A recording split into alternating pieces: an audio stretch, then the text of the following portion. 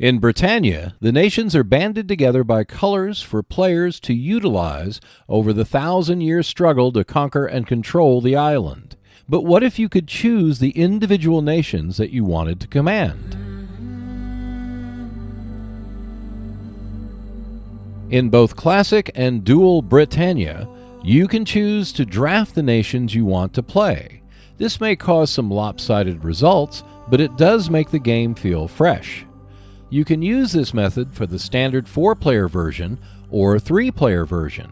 In both cases, you need to choose randomly for the order of the draft. Once that has been made, use the serpentine method for the draft.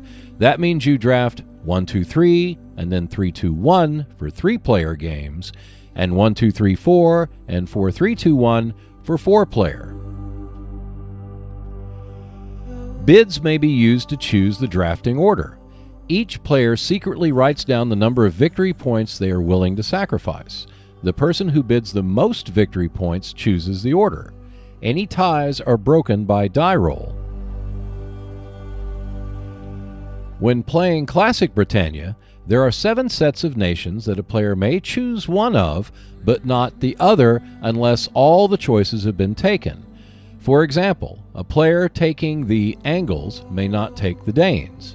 However, the Romans and Romano-British are considered one nation. As an alternative, you can split the Romans and Romano-British and instead combine the Romano-British with the Dubliners.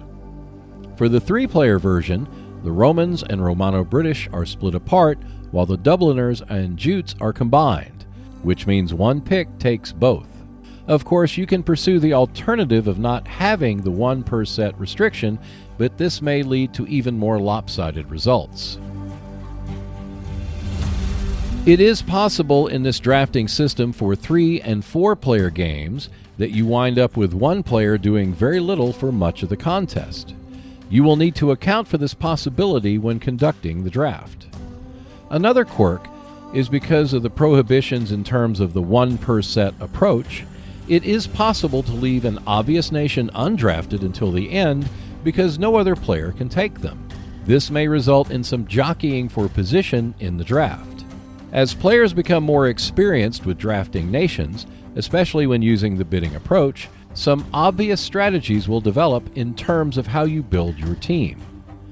For seasoned players of Britannia, the draft for individual nations brings a fresh approach to the game, especially when bidding is involved.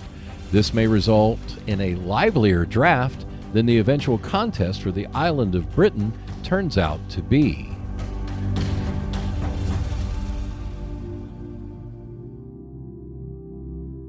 Thank you for watching. Check out our other videos on the Seek Out and Play YouTube channel. Plus, you can keep up with the latest news by visiting our Facebook and Twitter pages. And if you want to support the channel, we have a link to our Patreon page below. And I will see you next Wednesday.